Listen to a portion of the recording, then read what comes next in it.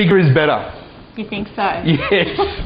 Well, I've got an 8-kilo laptop here that's nice and big. It's a full desktop replacement. Yeah, fine, okay, but do you want to be carrying that around an airport, or do you want to be carrying this around an airport? How much does that weigh? Or a school. How much does that weigh? This is 1.05 kilograms.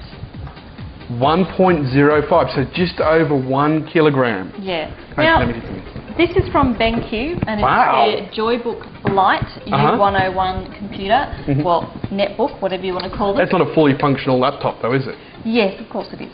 Now, It is? Yeah. So it's running Windows XP. It's a cut down version of XP? No. It's a full version of Windows XP? Yeah. Okay.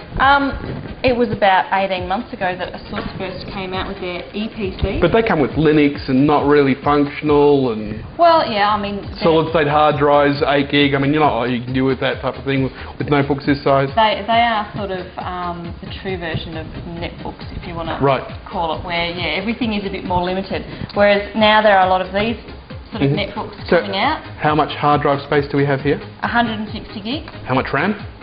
512 DDR2 RAM. Right.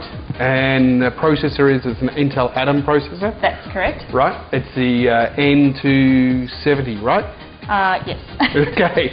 So it's the Atom processor is a low power CPU, so it's not a high performance CPU, right? No, I mean it's designed specifically for these types of devices, so that the battery life lasts longer. So who would use this type of notebook compared to a full-size notebook? I mean, apart from somebody with back problems. Well, obviously it's really good for students. Uni students can carry it around, or high school students. Well, and obviously carrying something like that around in your backpack compared to something like this, I mean, you give me that any day. Yeah. I mean, if I didn't have to do video editing on the road, there is no way known I'll be carrying around something this big around with me. The other thing I think to consider is that in a household where you have a desktop PC that might be, you know, slightly higher spec, so people can play PC games on it and things. If you're looking at getting a second PC or even a third PC in your home, that people can just sort of, you know, grab it to look something up on the internet, check their email, that sort of thing. Instead of getting a whole desktop PC with a keyboard, a mouse, a monitor, you've got to have a desk to sit it on, blah, blah, blah.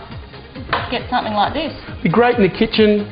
Yeah, sitting on the kitchen bench. Couch, yes, sitting on the couch, checking your latest TV shows, seeing what's coming up, reading the spoilers.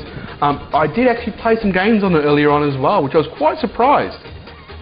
So, I mean, real-time strategy games like Warcraft 3, played with no problems whatsoever. So a lot of basic games out there will play on something so small. There's no problems with the screen resolution either. It's a full-size screen. Yeah, this is actually a 10.1-inch screen. Netbooks, you can, I think people even consider a 13-inch screen a netbook.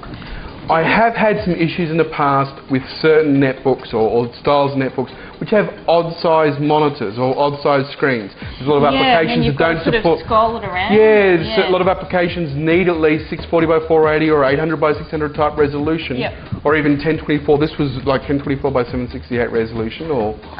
This is it's widescreen for one thing. It's backlit and it's a TFT LCD, so the quality of the screen is really good. It is beautiful, And the keyboard is also 90% the size of a regular keyboard. So it's when you look at the two, you don't really notice it's that much smaller than this keyboard. I mean, yes, it is smaller. There's no doubt about that, but it would definitely be easy to type on compared to some of the smaller PDA type stuff. The other sorts of things it's got built in is a 1.3 megapixel camera and microphone at the top, which is great. It means you don't need to carry around something extra if you're on the road and you want to keep in touch with someone on Skype or something. It has 3 USB ports as well, so you can obviously plug in a mouse. Could you use it as a DVD player as well? Well, no, there's no optical drive. There's no optical drive, so you need an external optical drive. So no CD-ROM in there, no DVD player or Blu-ray player or anything like that. Yeah, but of course it does play AVI files, not HD, not so well, because you've got to remember this is a netbook, so you know it doesn't have a really high-spec processor or anything in there. Well, actually, yeah, looking at the size of it, if you tried to put a CD-ROM in there, it'll actually take up more than half the notebook. That's true. So it'd be physically impossible to put it in there. So, but an external USB drive would be no problems whatsoever. Yeah, 4-in-1 card reader. And another cool thing about it is that this one is blue, but you can get it in black, white and pink as well. Pink? What do you want pink for? Well, you know. Well, my daughter might want pink, but yeah. The blue is very sexy. It's a nice looking product. If we flip around there so you can see it, the keyboard's nice, white. It'll show up all the marks on the keyboard really easy. But yeah, it is a full size. It's really light. I'm very impressed with how light it is.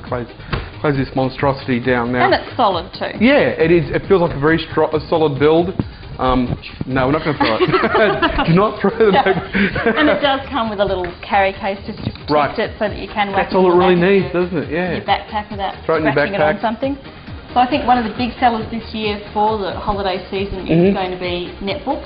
Right. The BenQ Joybook Lite is a great option. It retails for $8.99 in Australia. Excellent.